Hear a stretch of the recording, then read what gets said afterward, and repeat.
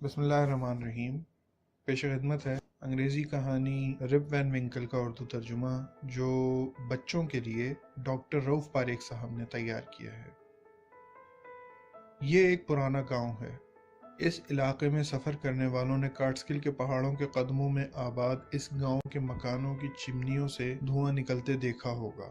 ان مکانوں کی ڈھلوان چھتیں درختوں کے درمیان چمکتی ہیں۔ اس گاؤں کو صدیوں پہلے ہالینڈ سے امریکہ آنے والے لوگوں نے آباد کیا تھا۔ بعض مکانوں میں ابھی تک ہالینڈ سے لائی ہوئی پیلے رنگ کی ٹائلیں لگی ہوئی ہیں۔ بعض مکانوں کی چھتوں پر مرغباد نما لگے ہوئے ہیں اور مکانوں کا طرز تعمیر ہالینڈ کا سا ہے۔ بعض مکانوں کے سامنے کے حصے تکونی چھت والے ہیں۔ اس گاؤں کے سب سے پرانے اور خستہ حال مکان میں ایک سیدھا سادہ اور نیک طبیعت کا آدمی رہتا تھا۔ اس کا نام رپ وین ونکل تھا۔ وہ ایک اچھا پڑوسی اور فرمانبردار شوہر تھا۔ اس کی سیدھی سادی طبیعت کی وجہ سے لوگ اسے بہت پسند کرتے تھے۔ گاؤں کے بچے بھی رپ کو دیکھتے ہی خوشی سے چلانے لگتے۔ رپ بچوں کے کھیل میں ان کی مدد کرتا، ان کے کھلونے ٹوٹ جاتے تو ان کی مرمت کر دیتا، انہیں پتنگ اڑنا اور کنچے کھیلنا سکھاتا اور انہیں بھوتوں، جادوگروں اور ریڈ انڈینوں کی کہانیاں سناتا۔ جب وہ گاؤں سے گزرتا تو بچے اسے گھیر لیتے، کوئی اس کے کپڑے پکڑ کر لٹک جاتا اور کوئی اس کے کندھے پر چڑھ جاتا۔ بچے اس کے ساتھ شرارتیں بھی کرتے کیونکہ انہیں معلوم تھا کہ رپ انہیں کچھ نہیں کہے گا۔ گاؤں کے کتے بھی رپ سے اتنے ہلے ہوئے تھے کہ وہ اس پر کبھی نہیں بھونکتے تھے۔ مگر رپ میں ایک خامی تھی، وہ کوئی ایسا کام نہ کرتا تھا جس سے اسے کچھ آمدنی ہوتی۔ وہ سارا دن مچھلی پکڑنے کی ایک لمبی سی بھاری سی بنسی لیے کانٹے پر چارہ لگائے بیٹھا رہتا، لیکن کوئی مچھلی کانٹے میں تو کیا پھنستی، چارے پر منہ تک نہ مارتی۔ اس پر رپ کو مچھلیوں سے یا اپنی قسمت سے ذرا شکایت نہ ہوتی۔ مچھلیاں پکڑنے کی کوشش کے علاوہ رپ وین ونکل کندھے پر بندوق رکھے گھنٹوں جنگل میں اور وادیوں میں مارا پھرتا، مگر اسے کوئی شکار نہ ملتا سوائے گلہریوں اور جنگلی کبوتروں کے۔ یہ نہیں تھا کہ وہ محنت سے جی چراتا تھا، وہ اپنے پڑوسیوں کی مدد سے کبھی انکار نہ کرتا، چاہے ان کا کام کتنا ہی سخت کیوں نہ ہوتا۔ وہ مکئی سے بھوسا الگ کرنے اور کھیتوں کی باڑ بنانے میں ان کی مدد کرتا۔ گاؤں کی عورتیں بھی رپ سے چھوٹے موٹے کام کروا لیتیں۔ مختصر یہ کہ رپ صاحب سب کا کام کرنے کے لیے ہر وقت تیار رہتے، سوائے خود اپنے کام کے۔ اپنے کھیت میں کام کرنا رپ کو ناممکن لگتا، بلکہ رپ نے اعلان کر دیا تھا کہ خود اس کے کھیت میں کام کرنے کا کوئی فائدہ نہیں، کیونکہ اس کے کھیت کی زمین علاقے میں سب سے خراب ہے اور کھیت میں کام کرتے ہوئے ہر دفعہ کوئی نہ کوئی گڑبڑ ہو جاتی ہے۔ ایک تو کھیت کی باڑ اکثر ٹوٹتی رہتی، اس کی گائے یا تو کھو جاتی یا کھیتوں میں گھس کر فصل کو برباد کر دیتی۔ اس کا یہ بھی خیال تھا کہ اس کے کھیت میں جنگلی گھاس دوسرے کھیتوں کے مقابلے میں زیادہ تیزی سے اگتی ہے، اور یہ کہ وہ جب بھی کھیت میں کام کرنے کا ارادہ کرتا ہے بارش ہونے لگتی ہے۔ اس کے ان بہانوں سے اس کی زمین آہستہ آہستہ اس کے ہاتھ سے نکلتی گئی اور آخر اس کے پاس زمین کا چھوٹا سا ٹکڑا ہی رہ گیا جس پر وہ آلو اور مکئی اگایا کرتا تھا۔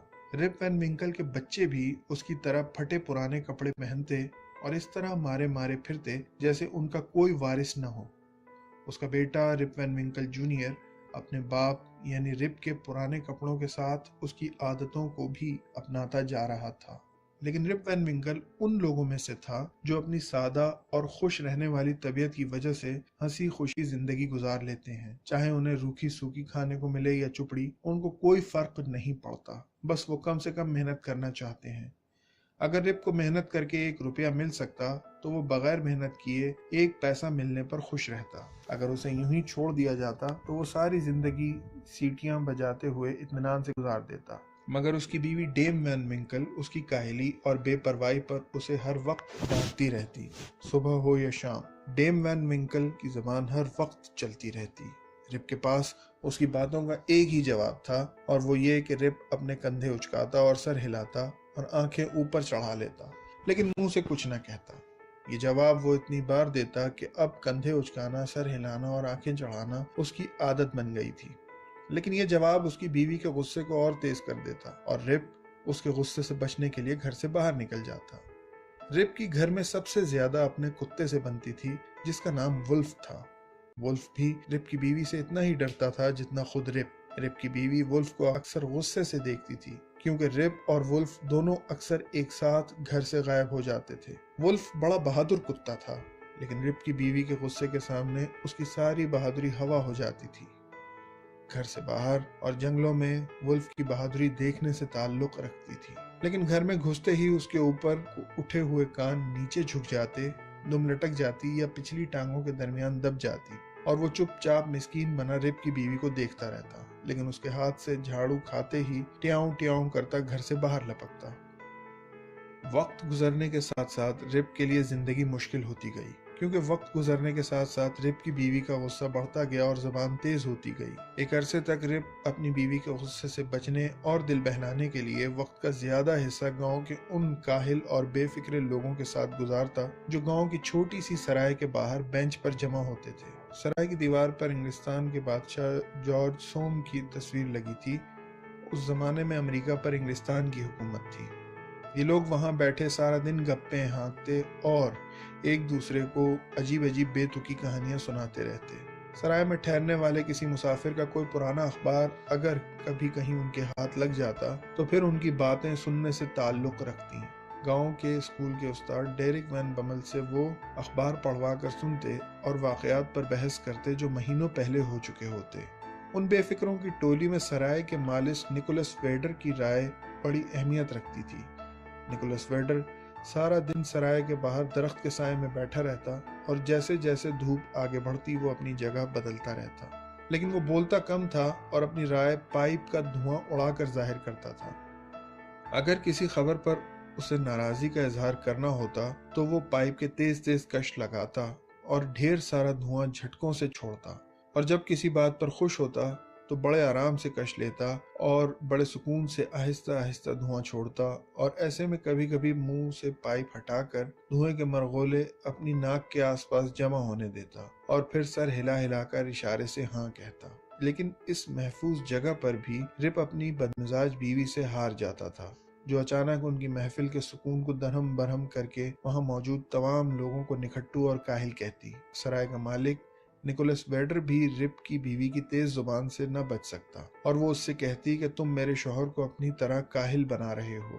اب رپ بیچارہ بالکل ہی مایوس ہو گیا۔ اس کے لیے جان بچانے کا اب ایک ہی طریقہ تھا، اور وہ یہ کہ کھیتوں میں محنت کرنے سے بچنے اور بیوی کے غصے سے ڈر کر وہ اپنی بندوق اٹھا کر اپنے کتے وولف کے ساتھ جنگلوں میں نکل جاتا۔ جنگل میں وہ کبھی کسی درخت کے سائے میں بیٹھ جاتا اور اس کے پاس جو کچھ کھانے کو ہوتا وہ اور وولف مل کر کھاتے۔ وہ وولف سے کہتا کہ میرے دوست وولف، میری اور تمہاری زندگی تمہاری مالکن نے برباد کر دی ہے، مگر فکر نہ کرو، جب تک میں زندہ ہوں تمہیں کسی اور دوست کی ضرورت نہیں۔ وولف یہ سن کر اپنی دم ہلانے لگتا اور خوش ہو کر رپ کی طرف دیکھتا، جیسے وہ بھی رپ سے یہی کہہ رہا ہو۔ ایک دن رپ اور وولف اسی طرح گھر سے نکل گئے اور گھومتے گھامتے بے خیالی میں کارٹسکل کے پہاڑوں کی سب سے اونچی چوٹی پر جا پہنچے۔ رپ اپنے پسندیدہ کھیل یعنی گلہریوں کے شکار میں مصروف تھا، اور اس کی بندوق سے چلنے والی گولیوں کی آواز پہاڑوں سے ٹکرا کر واپس آتی تو ایسا لگتا کہ دوسری طرف بھی کوئی گولی چلا رہا ہے۔ آخر شام ہو گئی اور رپ اتنا تھک گیا کہ ایک ہری بھری جگہ دیکھ کر وہیں لیٹ گیا۔ اس کی نظروں کے سامنے نیچے وادی میں گھنا جنگل پھیلا ہوا تھا۔ ایک طرف عظیم دریائے ہڈسن بہہ رہا تھا، دوسری طرف ایک کھائی تھی جس میں نوکیلی چٹانیں نکلی ہوئی تھیں جو ڈوبتے سورج کی روشنی میں بڑی مشکل سے نظر آ رہی تھیں۔ رپ کچھ دیر یوں ہی پڑا اس منظر سے لطف اندوز ہوتا رہا۔ شام گہری ہو چلی تھی، پہاڑوں کے سائے لمبے اور دھندلے ہوتے جا رہے تھے۔ رپ نے سوچا گھر پہنچتے پہنچتے بالکل اندھیرا ہو جائے گا۔ آخر وہ ایک گہری سانس لے کر اٹھا، اسے بیوی کے غصے کا اندازہ تھا۔ رپ نے جیسے ہی پہاڑ سے نیچے کی طرف چلنا شروع کیا، اسے دور سے آتی ہوئی ایک آواز سنائی دی۔ کوئی اسے پکار رہا تھا، رپ when Winkle, Ripa when Winkle. رپ نے حیرت سے ادھر ادھر دیکھا، لیکن اسے پہاڑی کوے کے سوا کوئی نظر نہ آیا۔ رپ نے سوچا کہ شاید میرے کان بج رہے ہیں۔ یہ سوچ کر وہ دوبارہ نیچے کی طرف چلا۔ اسے دوبارہ وہی گونجتی ہوئی آواز آئی، رپ when Winkle, Ripa when Winkle. اسی وقت وولف کی کمر کے بال کھڑے ہو گئے اور ہلکی ہلکی آواز میں غراتے ہوئے رپ کے قریب دبک گیا۔ وولف نے ڈرتے ڈرتے نیچے کھائی کی طرف دیکھا۔ اب رپ کو بھی ڈر لگنے لگا۔ اور اس نے گھبرا کر اس کی طرف دیکھا جدھر ولف دیکھ رہا تھا۔ اسے ایک عجیب طرح کا شخص چٹانوں سے آہستہ آہستہ اوپر آتا دکھائی دیا۔ اس شخص کے اوپر بہت سا بوجھ لدا ہوا تھا جس کے نیچے وہ دوہرا ہوا جا رہا تھا۔ رپ کو بڑی حیرت ہوئی کہ اس سنسان جگہ پر کون آ گیا ہے، لیکن وہ یہ سوچ کر اس کی مدد کو آگے بڑھا کہ ہو سکتا ہے کہ اس کے گاؤں کا ہی کوئی آدمی ہو۔ اس شخص کے قریب پہنچ کر رپ کو اس کے عجیب حلیے پر اور بھی حیرت ہونے لگی۔ وہ ایک ٹھنگنا اور چوڑا سا بوڑھا آدمی تھا جس کے گھنگریالے اور گھنے بال تھے۔ اس کی داڑھی کھچڑی ہو چکی تھی اور کپڑے ایسے تھے جیسے پرانے زمانے میں ہالینڈ کے لوگ پہنا کرتے تھے۔ اس نے ایک تنگ اور چست سا چمڑے کا کوٹ پہن رکھا تھا۔ اس کی پتلون گھٹنے کے کچھ نیچے تک تھی جس کے پائچوں کو ڈوری سے کس لیا گیا تھا۔ اس کی پتلون پر رنگین بٹنوں کی قطاریں ٹکی ہوئی تھیں اور گھٹنوں کے پاس بہت سارے بٹن لگے تھے۔ اس نے اپنے کندھے پر ایک چھوٹا سا پیپا اٹھا رکھا تھا جس میں کوئی مشروب بھرا ہوا تھا۔ اس نے رپ کی طرف ایسی نظروں سے دیکھا جیسے اس کی مدد چاہ رہا ہو۔ پہلے تو رپ اس کا حلیہ دیکھ کے جھجکا، لیکن اس کی عادت تھی کہ ہر ایک کی مدد کو فوراً تیار ہو جاتا تھا۔ چنانچہ وہ اس اجنبی کی مدد کے لیے بڑھا۔ دونوں پیپے کو ایک تنگ سے راستے سے گزار کر اوپر لے جانے لگے۔ وہ جس طرف جا رہے تھے وہاں سے رپ کو تھوڑی تھوڑی دیر بعد پانی بہنے کی آواز آتی جیسے کوئی پہاڑی جھرنا بہہ رہا ہو۔ رپ نے سوچا کہ یہ شاید اس تیز بارش کی آواز ہے جو پہاڑی چوٹیوں پر ہوا کرتی ہے۔ وہ جس راستے پر جا رہے تھے وہ دراصل ایک سوکھی ہوئی پہاڑی ندی تھی۔ اس سوکھی ندی میں چلتے چلتے وہ ایک ایسی جگہ پہنچے جو چاروں طرف سے اونچی اونچی پہاڑیوں سے گھری ہوئی تھی۔ ان پہاڑیوں کے کناروں پر اونچے اونچے درخت تھے اور ایسا لگتا تھا جیسے وہ کسی بڑے پیالے کی تہ میں ہیں۔ رپ نے سر اٹھا کر دیکھا تو اسے آسمان اور بادل ایک دائرے کی شکل میں نظر آئے۔ سارے راستے رپ اور اس عجیب حلیے والے اجنبی کے درمیان کوئی بات نہ ہوئی۔ اگرچہ رپ سوچتا رہا کہ آخر اس دشوار گزار اور سنسان پہاڑی علاقے میں مشروب سے بھرا ہوا پیپا لے جانے کی کیا تک ہے۔ اسے یہ سب عجیب لگ رہا تھا، لیکن پیالے نما جگہ پر پہنچ کر رپ کی حیرت اور بڑھ گئی۔ وہاں زمین کے ایک ہموار ٹکڑے پر عجیب و غریب حلیے اور شکلوں والے کچھ اور لوگ جمع تھے اور کنچے کھیل رہے تھے۔ ان کے کپڑوں سے بھی یہی لگتا تھا کہ وہ پرانے زمانے کے ہالینڈ کے رہنے والے ہیں۔ ان میں سے کچھ نے اس بوڑھے کی طرح تنگ اور چست چمڑے کے کوٹ پہنے ہوئے تھے اور کچھ نے ایسی جیکٹیں پہنی تھیں جن کی آستینیں کلائی کے پاس تنگ اور کوہنی کے اوپر ڈھیلی ڈھالی تھیں۔ اکثر نے بوڑھے کی طرح گھٹنے سے کچھ نیچے تک آنے والی پتلونیں پہن رکھی تھیں جن کے پائچے ڈوری سے کسے ہوئے تھے۔ انہیں دیکھ کر ہنسی آتی تھی۔ اکثر نے اپنے کمر پٹوں میں لمبے لمبے چاقو اڑس رکھے تھے۔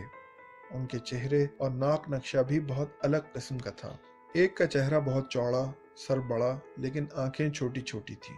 ایک کی ناک اتنی بڑی تھی کہ لگتا تھا پورے چہرے پر صرف ناک ہی ہے۔ اس لمبی چوڑی ناک والے نے بڑی سی کناروں والی سفید ٹوپی پہن رکھی تھی جس پر کسی پرندے کا سرخ پر لگا ہوا تھا۔ ان سبھی کی مختلف قسم کی داڑیاں تھیں۔ ان میں سے ایک سردار اور چہرے سے بڑا تجربے کار اور دنیا دیکھا ہوا لگتا تھا۔ اس کی ٹوپی درمیان میں سے اونچی تھی اور اس نے اونچی ایڑی کے لمبے لمبے جوتے پہن رکھے تھے جو اس کے گھٹنوں تک آتے تھے۔ جوتوں پر گلاب کے پھول لگے تھے۔ ان سب لوگوں کو دیکھ کر رپ کو ہالینڈ کے پرانے باشندوں کی وہ تصویر یاد آ گئی جو اس نے گاؤں میں پادری کے گھر دیکھی تھی۔ رپ کو جو چیز سب سے زیادہ عجیب لگی وہ یہ تھی اور ان کے حلیے ایسے تھے کہ انہیں دیکھ کر ہنسی آتی تھی، لیکن وہ خود بہت سنجیدہ چہرے بنا کر بالکل خاموشی سے بلکہ کسی حد تک اداسی سے بیٹھے ہوئے تھے۔ ہر طرف خاموشی تھی اور اس خاموشی میں صرف ان کنچوں کے لڑکنے کی آواز آتی تھی جن سے وہ پراسرار اجنبی کھیل رہے تھے۔ جب رپ اور اس کے ساتھ چلنے والا اجنبی بوڑھا ان کے پاس پہنچے تو انہوں نے اچانک اپنا کھیل بند کر دیا اور رپ کو کچھ ایسی کڑی نظروں سے گھورنے لگے کہ رپ کا کلیجہ اچھل کر حلق میں آ گیا اور اس کے گھٹنے کپ کپانے لگے۔ اس بوڑھے نے پیپے میں موجود سارا مشروب پیالوں میں انڈیل دیا اور رپ کی طرف ایسی نظروں سے دیکھا جیسے اسے انتظار کرنے کو کہہ رہا ہو۔ رپ خاموشی سے کھڑا ڈرتا لرزتا رہا اور انتظار کرتا رہا۔ عجیب شکلوں والے پیالے اٹھا کر مشروب خاموشی سے مزے لے کر چڑھا گئے اور دوبارہ اپنے کھیل میں مصروف ہو گئے۔ اب رپ کا ڈر کچھ کم ہوا۔ جب اس نے دیکھا کہ اس کی طرف کوئی نہیں دیکھ رہا تو وہ چپکے سے پیالوں کی طرف بڑھا۔ عجیب شکلوں والے اور رپ کے ساتھ آنے والا بوڑھا سب کے سب کنچے کھیلنے میں لگے تھے۔ رپ نے ایک پیالہ اٹھایا اور مشروب چکھا۔ اسے اس کا ذائقہ بہت اچھا لگا اور وہ پورا پیالہ پی گیا۔ اس کا دل دوسرا پیالہ پینے کو چاہا اور دوسرے کے بعد تیسرا، تیسرے کے بعد چوتھا۔ ایک کے بعد ایک وہ مشروب کے پیالے چڑھاتا گیا۔ تھوڑی ہی دیر بعد مشروب کے اثر سے اسے نیند آنے لگی۔ اس کی آنکھیں خود ہی بند ہو گئیں اور سر ایک طرف کو جھک گیا۔ رپ وین ونکل کو گہری نیند نے آ لیا تھا۔ جب رپ کی آنکھ کھلی تو اس نے خود کو اسی ہری بھری جگہ پر پایا جہاں اس نے اور ولف نے اجنبی کو پہلی بار دیکھا تھا۔ رپ نے اپنی آنکھیں مس لیں۔ صبح ہو چکی تھی۔ ہر طرف چمکدار دھوپ پھیلی ہوئی تھی۔ پرندے درختوں اور جھاڑیوں میں پھڑپھڑا رہے تھے۔ عقاب پہاڑوں کی صاف ہوا میں اونچی اونچی اڑانیں کر رہے تھے۔ یقیناً میں ساری رات یہاں نہیں سویا، رپ نے سوچا۔ اس نے سونے سے پہلے کے واقعات یاد کرنے شروع کر دیے۔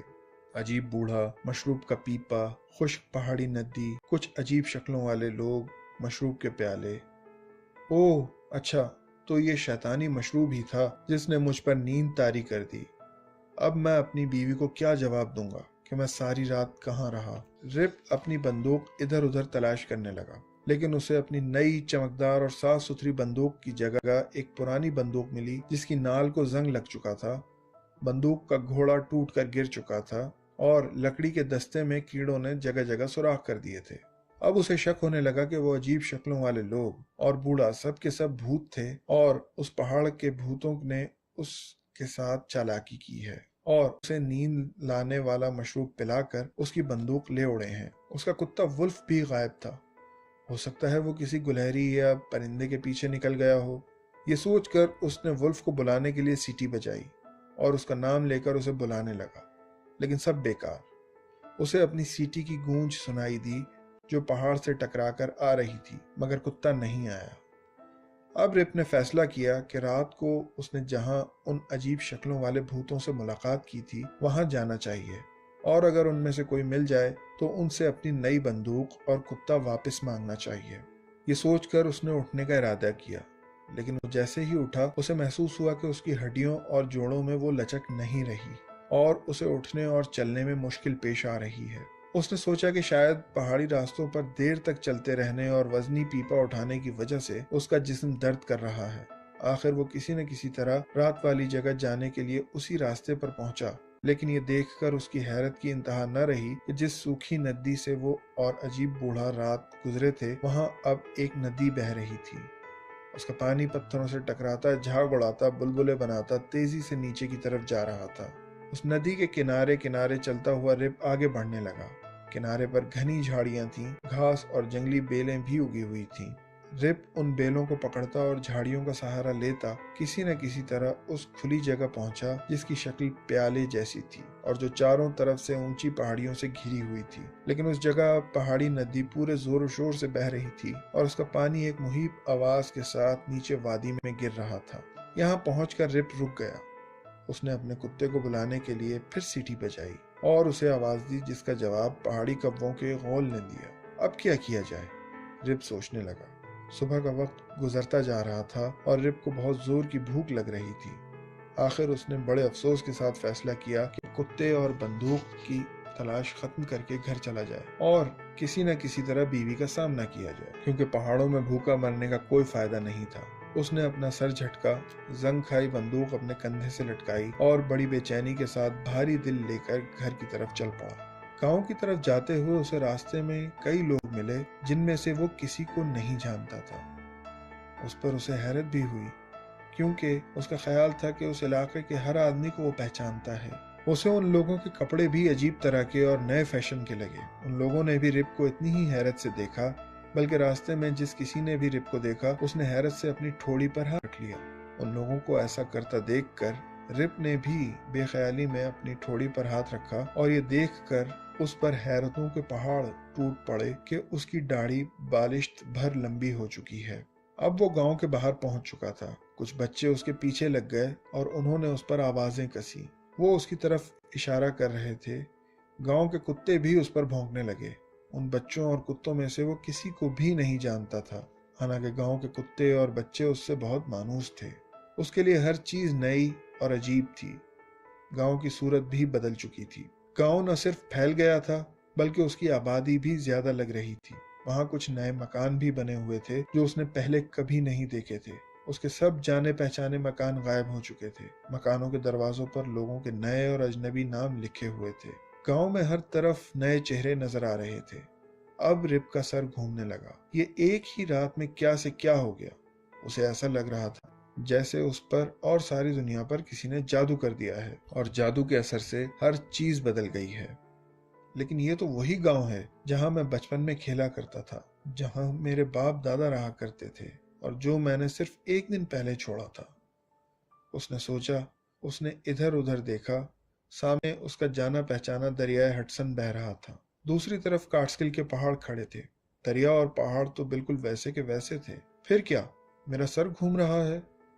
شاید رات کے مشروب سے میرا دماغ چل گیا ہے، رپ نے سوچا۔ اسے اپنے گھر کا راستہ تلاش کرنے میں بھی مشکل پیش آئی۔ سارا راستہ اس نے خاموشی سے طے کیا اور اپنی بیوی ڈیم وین ونکل کی تیز اور باریک آواز سننے کے انتظار میں رہا، لیکن اس نے اپنے گھر کو تباہ حالت میں پایا۔ اس کے مکان کی چھت گر چکی تھی، کھڑکیاں ٹوٹ چکی تھیں اور دروازوں کے پٹ قبضوں سے نکل کر جھول رہے تھے۔ ایک بھوک کا مارا دبلا پتلا کتا جس کی شکل ولف سے ملتی تھی وہاں لوٹ لگا رہا تھا۔ رپ نے اس کا نام لے کر اسے پکارا، مگر کتے نے بھونک کر دانت نکالے اور آگے بڑھ گیا۔ رپ کے دل کو یہ دیکھ کر بہت تکلیف پہنچی کہ اس کا کتا بھی اسے نہیں پہچان رہا۔ رپ اپنے ٹوٹے پھوٹے گھر میں داخل ہوا جس کو اس کی بیوی ہمیشہ صاف ستھرا رکھتی تھی۔ گھر خالی اور اجڑا پڑا تھا۔ اس میں رہنے والے اسے بہت پہلے خالی چھوڑ کر جا چکے تھے۔ گھر کی بربادی کو دیکھ کر رپ بیوی کا ڈر بھول گیا اور اپنے بچوں اور بیوی کو آوازیں دینے لگا۔ خالی کمروں میں اس کی آواز گونجی اور پھر خاموشی چھا گئی۔ اب وہ تیزی سے باہر نکلا اور اپنے پرانے اڈے یعنی گاؤں کی سرائے کی طرف بڑھا، لیکن سرائے کی حالت بھی تباہ تھی۔ سرائے ایک پرانی سی عمارت میں تبدیل ہو چکی تھی جس میں بڑی بڑی سی کھڑکیاں لگی تھیں۔ کچھ کھڑکیاں ٹوٹ چکی تھیں جن کی مرمت میں شیشے کے بجائے پرانی ٹوپیاں اور گتے استعمال کیے گئے تھے۔ دروازے پر بڑے بڑے حروف میں لکھا تھا، یونین ہوٹل، مالک جوناتھن ڈولٹل۔ سرائے کے باہر لگا وہ گھنا درخت غائب تھا جس کے سائے میں سرائے کا پرانا مالک نکولس ویڈر اور دوسرے کاہل بیٹھا کرتے تھے۔ اس کی جگہ ایک ڈنڈا سا کھڑا تھا جس کے سرے پر ایک جھنڈا لہرا رہا تھا۔ جھنڈے پر بہت سارے ستارے اور پٹیاں بنی ہوئی تھیں۔ رپ یہ نہیں سمجھ سکا کہ یہ اصل میں امریکہ کا جھنڈا تھا۔ رپ یہ نہیں سمجھ سکا کہ یہ اصل میں امریکہ کا جھنڈا تھا اور اب اس کے ملک امریکہ پر انگلستان کے بادشاہ کی حکومت نہیں رہی تھی، بلکہ اب اس کا ملک آزاد تھا۔ سرائے کے باہر انگلستان کے بادشاہ جارج سوم کی تصویر کی جگہ پر ایک اور شخص کی تصویر لگی ہوئی تھی جس کے نیچے موٹا سا لکھا ہوا تھا، جارج واشنگٹن۔ رپ کو پتہ نہیں تھا کہ اب اس کے ملک پر جارج واشنگٹن راج کر رہا ہے۔ وہاں پر اب بھی بہت سارے بے فکرے جمع تھے، مگر رپ ان میں سے کسی کو بھی نہیں جانتا تھا۔ لوگوں کا حلیہ ہی بدلا ہوا تھا۔ اب وہاں سکون کے بجائے شور شرابہ تھا۔ اس نے نکولس ویڈر کو تلاش کرنے کی کوشش کی جو وہاں کاہلی سے بیٹھا رہتا تھا، لیکن نکولس ویڈر اب وہاں نہ تھا۔ پھر اس نے اسکول ماسٹر وین بیمل کو تلاش کرنا چاہا جو پرانے اخبار پڑھ کر انہیں سنایا کرتا تھا۔ وین بیمل بھی اسے نظر نہ آیا۔ اس کی نظر ایک دبلے پتلے سے آدمی پر پڑی جو بڑے جوش سے تقریر کر رہا تھا۔ اس کے پاس بہت سارے کاغذ تھے۔ اس کی تقریر میں بار بار ایسے الفاظ آتے تھے جو رپ کے لیے بالکل انوکھے تھے اور جو اس نے پہلے کبھی نہیں سنے تھے، جیسے الیکشن، ووٹ، کانگریس کا ممبر، آزادی، 1776 کے ہیرو وغیرہ۔ رپ کی داڑھی الجھی ہوئی تھی، اس کی بندوق زنگ لگی تھی، اس کے کپڑے پرانے اور بھدے تھے اور بچوں اور عورتوں کی فوج اس کے پیچھے پیچھے چلی آ رہی تھی۔ رپ کے اس حلیے نے وہاں موجود لوگوں کی توجہ کھینچ لی۔ وہ سب اس کے گرد جمع ہو گئے اور اسے سر سے پیر تک غور سے دیکھنے لگے۔ مقرر نے بھی اپنی تقریر روک دی اور اسے کھینچ کر ایک طرف لے گیا اور اس سے پوچھا، تم نے کس کو ووٹ دیا تھا؟ رپ کی سمجھ میں کچھ نہیں آیا کہ وہ کیا کہہ رہا ہے۔ اسے ووٹ کا مطلب ہی نہیں معلوم تھا۔ رپ بے وقوفوں کی طرح اس کا منہ تکتا رہا۔ اتنے میں ایک ٹھنگنا سا آدمی آگے بڑھا۔ اس نے رپ کا بازو پکڑ کر کھینچا اور پنجوں کے بل اچک کر اس کے کان میں بولا، تم فیڈرل ہو یا ڈیموکریٹ؟ رپ کی سمجھ میں یہ بات بھی نہیں آئی۔ اصل میں یہ دو نام امریکہ کی پارٹیوں کے تھے جو اس زمانے میں الیکشن میں حصہ لے رہی تھیں۔ اسی دوران ایک بوڑھا سا خوش پوش شخص جو اونچی سی لمبی ٹوپی لگائے ہوئے تھا بھیڑ میں سے نکلا اور رپ کے سامنے ڈٹ کر کھڑا ہو گیا اور تیز لہجے میں پوچھا، تم الیکشن میں بندوق اور اتنا سارا مجمع لے کر کیوں آئے ہو؟ کیا تمہارا ارادہ گاؤں میں ہنگامہ اور فساد کرانے کا ہے؟ اللہ کو مانو، میں غریب اور سیدھا سادہ آدمی ہوں، اسی گاؤں کا رہنے والا ہوں اور بادشاہ جارج کی رعایا میں سے ہوں۔ اللہ ہمارے بادشاہ کو سلامت رکھے، رپ نے جواب دیا۔ رپ کا یہ کہنا تھا کہ مجمع میں ایک شور سا اٹھا، غدار ہے، غدار ہے، جاسوس ہے، مارو اس کو، مارو۔ آخر اس اونچی ٹوپی والے بوڑھے نے سب کو بڑی مشکل سے چپ کرایا اور پہلے سے کہیں زیادہ غصے سے رپ سے کہنے لگا کہ وہ سچ سچ بتا دے کہ وہ کون ہے اور یہاں کیوں آیا ہے۔ رپ نے بڑی مسکینی سے اسے یقین دلایا کہ وہ کسی کو نقصان پہنچانے کا ارادہ نہیں رکھتا، بلکہ وہ یہاں اپنے چند پڑوسیوں کی تلاش میں آیا ہے جو وہاں سرائے کے پاس ملا کرتے تھے۔ اچھا، کون ہے تمہارے وہ پڑوسی؟ ان کے نام بتاؤ، بوڑھے نے کہا۔ رپ نے ایک لمحے کے لیے سوچا اور پھر پوچھا، نکولس ویڈر کہاں ہے؟ رپ کی بات سن کر سب خاموش ہو گئے۔ آخر ایک بوڑھے نے ہلکی اور کھوکھلی سی آواز میں کہا، نکولس ویڈر؟ اس کے انتقال کو 18 سال ہو گئے۔ اس کی قبر پر لکڑی کا ایک کتبہ ہوا کرتا تھا، مگر اب تو وہ بھی نہیں رہا۔ بروم ڈچر کہاں ہے؟ رپ نے پوچھا۔ وہ جنگ شروع ہونے سے پہلے فوج میں بھرتی ہو گیا تھا۔ سنا ہے کہ وہ ایک حملے میں مارا گیا۔ یہ بھی سنا ہے کہ وہ طوفان میں پھنس کر مر گیا۔ میں نہیں جانتا کہ اس کے ساتھ کیا ہوا۔ بہرحال وہ کبھی واپس نہیں پلٹا۔ اچھا، اسکول ماسٹر وین ویمل کہاں ہے؟ رپ نے سوال کیا۔ وہ بھی جنگ لڑنے چلا گیا تھا۔ بڑا زبردست فوجی جرنیل نکلا، اب کانگریس میں ہے، رپ کو جواب ملا۔ رپ کو ایسا لگا جیسے اس کا دل رک کر بند ہو جائے گا۔ اپنے گھر کی تباہی اور اپنے دوستوں سے جدائی کے بعد وہ اپنے آپ کو دنیا میں بالکل اکیلا محسوس کر رہا تھا۔ اس کے ہر سوال کے جواب میں اسے جو کچھ بتایا گیا تھا وہ اسے ایک پہیلی کی طرح لگ رہا تھا۔ اور پھر وہ تو صرف ایک رات گاؤں سے باہر رہا تھا۔ اتنے سال کیسے بیت گئے؟ اب اس میں اتنی ہمت نہیں رہی تھی کہ وہ اپنے دوسرے دوستوں کے بارے میں پوچھ سکے، لیکن اس نے رو دینے والی آواز میں یہ ضرور کہا، کیا کوئی رپ وین ونکل کو بھی جانتا ہے؟ اوہ، رپ وین ونکل، 2-3 آدمی بولے۔ ہاں ہاں، وہ ہے رپ وین ونکل، ادھر اس درخت کے نیچے بیٹھا ہے۔ ان میں سے ایک نے اشارہ کیا۔ رپ نے اس طرف دیکھا جہاں اشارہ کیا گیا تھا۔ اسے وہاں ہو بہو اپنی ہی شکل کا ایک شخص بیٹھا نظر آیا۔ اس کی شکل بالکل ویسی تھی جیسی رپ کے پہاڑوں پر جانے اور مشروب پینے سے پہلے تھی۔ وہ رپ کو اپنی ہی طرح غریب اور کاہل لگا۔ اب رپ کا دماغ پوری طرح گھوم چکا تھا۔ اسے اپنے آپ پر شک ہونے لگا کہ وہ کون ہے۔ وہ سوچنے لگا، میں کون ہوں؟ رپ وین ونکل ہی ہوں یا کوئی اور ہوں؟ اور وہ شخص کون ہے جس کا نام لوگ رپ وین ونکل بتا رہے ہیں؟ اس کی شکل بالکل میرے جیسی ہے۔ اتنے میں خوشپوش بوڑھے نے سختی سے پوچھا، تم کون ہو اور تمہارا نام کیا ہے؟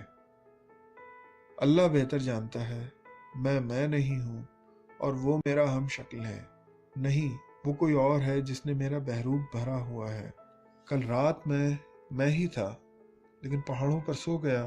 بھوتوں نے میری نئی بندوق اپنی پرانی بندوق سے بدل لی اور یہاں پر بھی ہر چیز بدلی ہوئی ہے، یہاں تک کہ میں خود بھی بدل چکا ہوں۔ میں نہیں بتا سکتا کہ میں کون اور میرا نام کیا ہے۔ یہ سن کر مجمع میں کھڑے لوگوں نے ایک دوسرے کو دیکھا۔ وہ پلکیں جھپکا رہے تھے، کئی نے حیرت سے سر کھجایا۔ وہ اسے پاگل سمجھنے لگے۔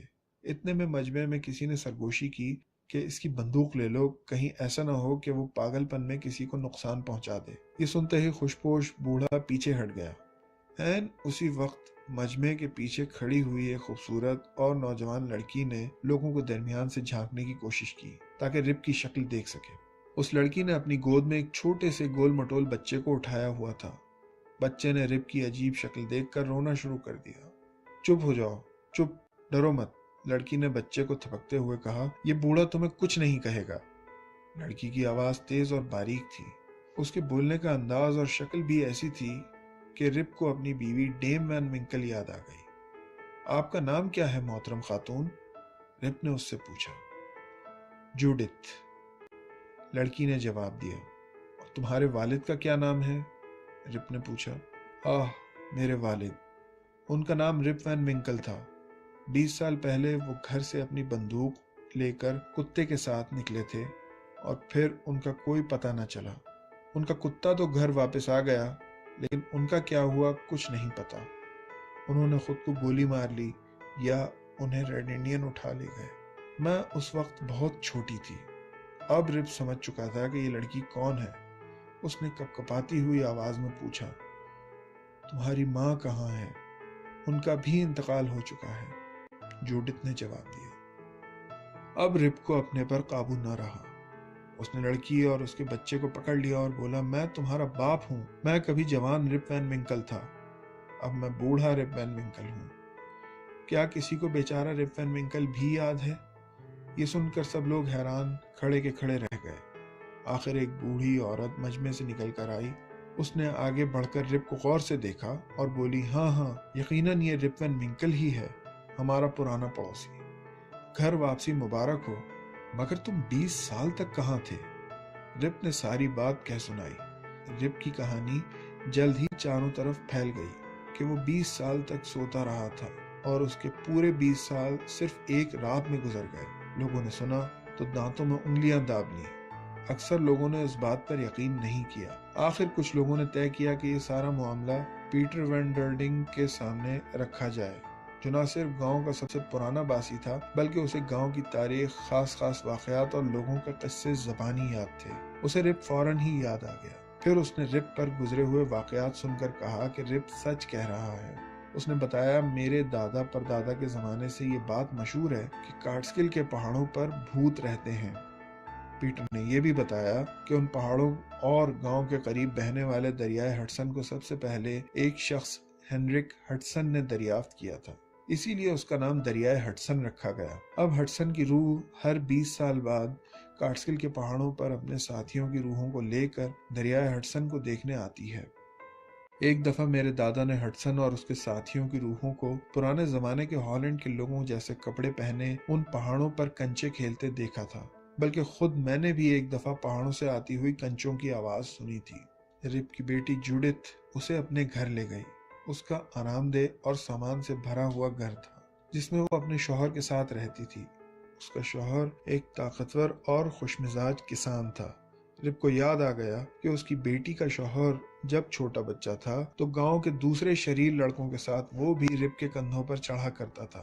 رہا رپ کا بیٹا رپ وین ونکل جونیئر، تو وہ وہی شخص نکلا جس کی شکل رپ سے ہو بہو ملتی تھی اور جسے دیکھ کر رپ چکرا گیا تھا کہ یہ رپ وین ونکل ہے تو میں کون ہوں۔